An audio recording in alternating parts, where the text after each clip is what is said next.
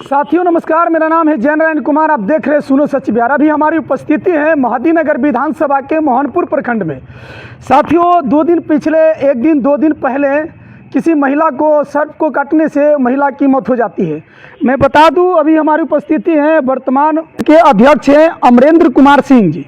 सबसे पहले सर आपका सुनो सच बिहार में आपका स्वागत है।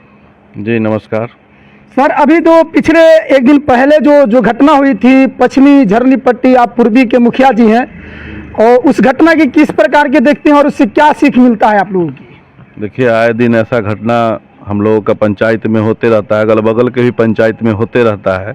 सबसे पहले तो जो सांप की काटने से महिला की मौत हुआ है, ऐसा पिछला साल भी मेरे पंचायत में हो चुका है, और इसका ट्रीटमेंट का कोई भी व्यवस्था मोहनपुर हॉस्पिटल या पटोरी तक में भी नहीं है अभी तक। यहाँ सांप काटता है तो लोग मुजफ्फरपुर जाते हैं, और मुजफ्फरपुर जाने के दौरान में उनकी मौत हो जाता है। मुजफ्फरपुर का यहाँ से 100 किलोमीटर दूरी है। ये व्यवस्था होना चाहिए अनुमंडल स्तर पर या ब्लॉक स्तर पर। और दूसरी बात रहा हॉस्पिटल की बात है, तो हॉस्पिटल में डॉक्टर उपस्थित हैं ही नहीं। 2-4 डॉक्टर पर मोहनपुर, असलपुर या जलालपुर, सारा ब्लॉक के अंदर जो भी हॉस्पिटल है 5-4 डॉक्टर पर निर्भर करता है। वो डॉक्टर कहाँ कहाँ जाएंगे, और डॉक्टर यहाँ भेजा भी नहीं जा रहा है। सर, जिस प्रकार की अभी जो आपका मोहनपुर प्रखंड में बाढ़ से क्षतिग्रस्त हैं, तो जितने जो कीड़े हैं, जैसे सांप हो गया, बहुत सारे ऐसे कीटाणु हैं, वो भी सूखा में रहना चाहता है। बिल्कुल बिल्कुल। तो कहीं न कहीं सब घर एक दूसरे के घर में ही आ रहे हैं।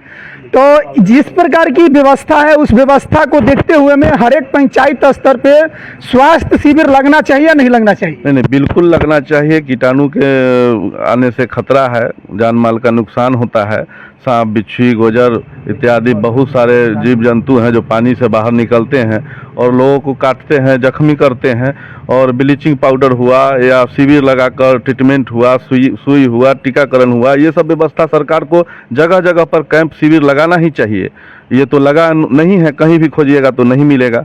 और मेरा हॉस्पिटल है 500 मीटर बगल में, जाइएगा तो हॉस्पिटल में ताला लगा मिलता है। अभी किसी का कुछ भी हो जाए आपदा में तो कहाँ लेके जाएंगे उसको? हॉस्पिटल पे जाएंगे तो हॉस्पिटल पे ताला मारा हुआ है, कहाँ इलाज होगा उनका बताइए? बिल्डिंग तो सर चकाचक है, एकदम पीएमसीएच से भी अच्छा है। बिल्कुल, बिल्डिंग तो चकाचक हुआ है, लेकिन डॉक्टर ही नहीं ना है। डॉक्टर रहेंगे तभी ना ट्रीटमेंट करेंगे। बिल्डिंग थोड़े ही किसी का ट्रीटमेंट कर सकता है। जो गरीब को पैसा नहीं रहेगा वो पटना कैसे जाएगा? यहाँ से पटना जाने के क्रम में उनका मौत हो रहा है। 2 घंटा 3 घंटा पटना का स्थिति है, गांधी सेतु जाम रहता है। यहाँ से जरुआ तक जाने में आपको 2 घंटा लगता है। 3 घंटा में गाड़ी पहुँचता है पटना पीएमसीएच या कोई भी हॉस्पिटल, प्राइवेट हो या सरकारी हो। और जिनके पास पैसा होगा वो न जा सकते हैं, जो गरीब के पास पैसा नहीं रहेगा उसका तो मृत्यु हो रहा है। ये स्थिति है। मृतक महिला के क्या नाम है, जिस टाइम सुई पड़ा था उस टाइम महिला टनाटन बोल रही थी, बोली थी कि हमको 2 सुई पड़ा है। वो किस चीज़ के सुई पड़ा नहीं पड़ा कभी लिख करके दर्शाया भी नहीं गया। हमको भी सुनने में आया है जो यहाँ पे इलाज जो हुआ उस दौरान में ज़्यादा ही समय खो गया। ये लोग भी थोड़ा सा लेट कर दिए ले जाने में, जैसा हम लोग सुने हैं। और ट्रीटमेंट का अच्छा व्यवस्था होगा तो ऐसा मृत्यु तो नहीं हो पाएगा। जैसे सर एम्बुलेंस अगर मान कर चले समस्तीपुर के लिए रेफर करती यहाँ डॉक्टर साहब, तो उसके साथ एक स्टाफ चाहिए, प्लस में ऑक्सीजन सिलेंडर भी कहीं कहीं देखते हैं लगा हुआ रहता है। कहीं भी किसी प्रकार के ऐसी व्यवस्था को जिक्र नहीं किया गया है। बिल्कुल, ऑक्सीजन सिलेंडर अवेलेबल नहीं रहता है। एम्बुलेंस की व्यवस्था में एक और गड़बड़ी है। एम्बुलेंस की व्यवस्था में है जो आप अगर मोहनपुर हॉस्पिटल जाइएगा, आपको रेफर करेंगे तो वो लोग पटना पीएमसीएच नहीं रेफर करके समस्तीपुर रेफर करते हैं, और समस्तीपुर वाले दरभंगा रेफर करते हैं। ये बताइए, समस्तीपुर मरीज जाएगा और समस्तीपुर से दरभंगा जाएगा, दरभंगा से पटना जाएगा, ये 5-7 घंटा बीते जाएगा। इस 7 घंटा में मौत होगा कि नहीं होगा? ऐसा हम खुद अपने आंखों से देखे हैं।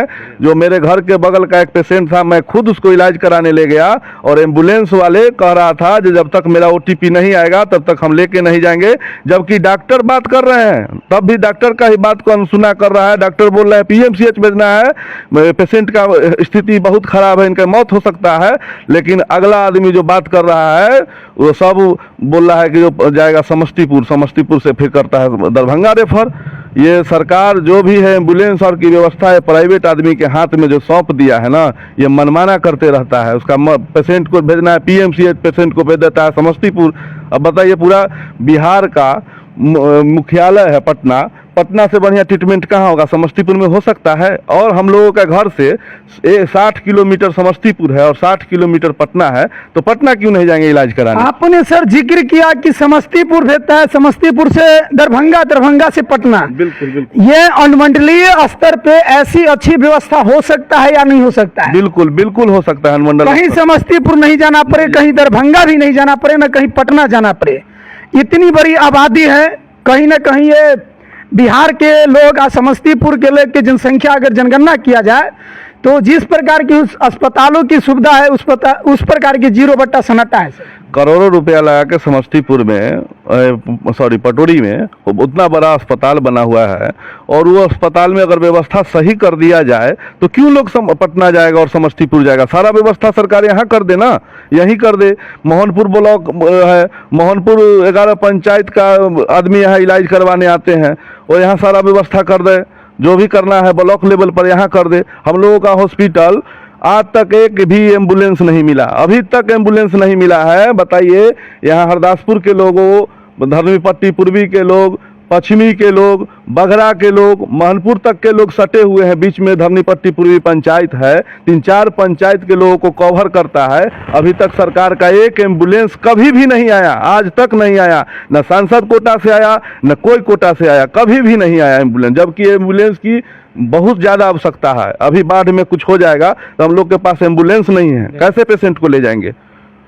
सर, जो गर्भवती महिला जो जाती हैं उसको सही से देख रेख होता है आपके जो निजी अस्पताल है उसमें? गर्भवती की बात है तो गर्भवती की बात में तो थोड़ा सा है, जो फ़ोन फान करने पर उन लोग को इमरजेंसी केस है तो गाड़ी लेके आते हैं। और विशेष जो होता है, जो गर्भवती महिला है उनको क्या देना है, नहीं देना है, कैसे ट्रीटमेंट करना है, तो डॉक्टर लोग का कमी है। कुछ ये देख रहे हैं जो सही से उन लोग का ट्रीटमेंट नहीं हो पा रहा है ठीक से, क्योंकि काफ़ी कमी है। आपके जिस पंचायत में है सर, उस पंचायत के लोग कितने प्रतिशत लोग हैं बाढ़ से क्षतिग्रस्त? हमारे पंचायत में लगभग 65% अभी तक बाढ़ से क्षतिग्रस्त हो गए हैं आदमी। और 3-4 वार्ड तो ऐसा हुआ है जो बगल में गंगा नदी है, गंगा नदी के ऊपर बांध बना हुआ है, बांध पर 8 फीट 10 फीट हाइट पानी है, और नीचे लोग रह रहे हैं, उनका पूरा घर में पानी घुस गया है। सोआ का पानी जो कहिए, गंगा नदी का पानी कहिए, उससे पूरा में पानी घुस गया है। हम वही जायजा भी लिए हैं अभी, हम और हमारे साथ उप मुखिया जी और राजस्व कर्मचारी जी भी मेरे साथ थे। उन लोग को यही दिखा रहे थे जो इन लोग का व्यवस्था कुछ करवाइए।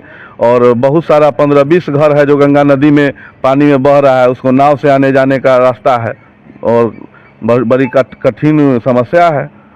सर, आपने मनुष्य के लिए मानकर चले अपना जेब से 2000-4000 या चूरा मीठा बंटवा दीजिएगा तो 2 टाइम 1 टाइम खा लेगा जी। और जो व्यक्ति है, जो दियारा क्षेत्र, आप जिस पंचायत में आते हैं, लगभग ग्रामीण क्षेत्र के लोग हैं, सभी के पास 2-4 मवेशी है, जानवर है, उन लोगों की राहत कैसे मिलेगी? उन लोगों का सरकार व्यवस्था करवाए, उन लोग को मवेशी का चारा दिवाए, क्योंकि सारा चारा डूब गया है, जाने की रास्ता नहीं है। जो भी हम गांव देहात में हम लोग जो भी चारा रखने का रूम बनाते हैं उसमें पानी घुस गया है, चारा सब सड़ गया, डूब गया, भूसा उसा जो कहते हैं सारा खराब हो चुका है। तो गवर्नमेंट की तरफ से व्यवस्था होना चाहिए इस चारा के लिए, और मेरे ही पंचायत के लिए नहीं, क्योंकि पूरा ब्लॉक के लिए होना चाहिए। ये ब्लॉक में लगभग कोई भी पंचायत बचा नहीं है जो बाढ़ से प्रभावित नहीं हुए हैं टोटल। आपको मोहनपुर प्रखंड की ओर से और मोहनपुर प्रखंड के जितने जो बाढ़ से क्षतिग्रस्त लोग हैं उनको लिए किचन का कहीं व्यवस्था किया गया है कि नहीं? अभी तक तो नहीं किया गया है, जबकि बगल में देख लीजिए हरदासपुर है, हरदासपुर लगभग 99% लोग डूब चुके हैं बाढ़ के पानी से। लगभग 10 दिन से लगभग लोग स्टोरी लगा रहे हैं गंगा माई छटिया करके। 10 दिनों से सबका घर में पानी ढुका हुआ है, अभी तक किचन चालू नहीं हुआ आपके प्रखंड में। जी जी जी, ये दुर्भाग्य कहिए या सौभाग्य कहिए? नहीं, बहुत भारी दुर्भाग्य है, इसमें ध्यान देना चाहिए, किचन सेट का व्यवस्था करना चाहिए। हजारों मवेशी हम लोग के दरवाजा से जा रहा है, दरवा चौर में लोग रखने के लिए जा रहे हैं, डूब गया है, तभी ना हजार मवेशी लेके लोग जा रहे हैं एक दूसरे से दूसरे जगह, बोल रहे हैं पटोरी जा रहे हैं, कोई दरबा जा रहे हैं। तो इस समय किचन सेट की व्यवस्था होना चाहिए, मवेशी के चारा की व्यवस्था होना चाहिए, और डॉक्टर टाइम से रहें, ट्रीटमेंट करें। लोगों का आपदा है, आपदा में अगर नहीं भरोसा दिलाइएगा, आपदा में नहीं लोग के साथ खड़े रहिएगा तो कब रहिएगा? सुख में तो सब रहता है, दुख में नहीं रहिएगा तो कब रहिएगा? ये दुख की घड़ी है, जरूर से जरूर सभी लोगों को सहयोग करना चाहिए, सभी लोग को, प्रशासन के आदमी हो, डॉक्टर हो, सबको ए टू जेड लोगों को साथ में होना चाहिए, सभी जनप्रतिनिधि को मिल के और हाथ में हाथ मिला के सभी का काम करना चाहिए। साथियों, अभी हम मुखिया वीरेंद्र कुमार सिंह जी से बातचीत करने का प्रयास किया और अपने क्षेत्र में सर्वे करके आए हैं और बताए हैं कि हमारे क्षेत्र में अभी भी एम्बुलेंस की समस्या आ रही है, लोगों की किचन की शेड की अभी तक उपस्थिति नहीं है, न कहीं किसी प्रकार के व्यवस्था कराया गया है। लगता है कि कब तक व्यवस्था हो जाएगी सर? अब हम तो अभी राजस्व कर्मचारी जी से बात किए थे जो कहीं हुआ है कि नहीं, तो उनके द्वारा बताया गया अभी तक तो कहीं नहीं हुआ है। और इस बात में हम कल सीओ साहिबा से कल बात करेंगे जाके, ब्लॉक जो जल्द से जल्द इसको चालू करवा दे और दूसरे भी पंचायत में जहाँ भी बाढ़ प्रभावित हो गया है सब जगह चालू करवा दे, क्योंकि बाढ़ का पानी 10 दिन 8 दिन यही रहेगा, इतने ही दिन में सारा नुकसान करके चला जाएगा। सर, आप कई एक पंचायत के कवरेज करते, लगभग 11 पंचायत के मुखिया संघ के अध्यक्ष हैं। जी जी। बगल में जलालपुर गांव है, वहीं पर 2 दिन पहले वशिष्ठ पासवान के लड़के कृष्ण कुमार पासवान को मतलब बाढ़ के पानी से क्षतिग्रस्त हो गया था। उन लोगों के एम्बुलेंस का भी पैसा देना पड़ा, गोताखोर की टीम आई उसको भी पैसा देना पड़ा। ये कहाँ तक सही है सर? देखिए, गोताखोर तो ब्लॉक लेवल पर है, तो ये अंचल को चाहिए जो गोताखोर को वैकेंसी करे, गोताखोर को 5-6 लड़का का टीम बना के उसका वैकेंसी ले। यहाँ क्या हो रहा है, जो हम पिछला बार भी मुखिया थे उस समय से अभी तक देख रहे हैं, ये ब्लॉक में कहीं भी कोई भी आदमी डूब जाएगा ना तो फोन आएगा, मुखिया जी कैसे भी 4 गोताखोर को दे दीजिए। तो गोताखोर मेरे यहाँ मछुआरे लोग हैं, चूँकि उन लोग को थोड़ा एक्सपीरियंस है, ज़्यादा पानी में काम करते हैं, मछली मारते हैं, तो ज़्यादा उन लोग को एक्सपीरियंस है। अब क्या होता है, उन लोग को तो गाड़ी आया, अंचल का गाड़ी आया, बैठा के ले गया और टाइमली उन लोग को पेमेंट नहीं दिया। ले जाइएगा सुबह, छोड़िएगा शाम, तो कुछ तो मजदूरी इसका बनता है, आप दीजिए।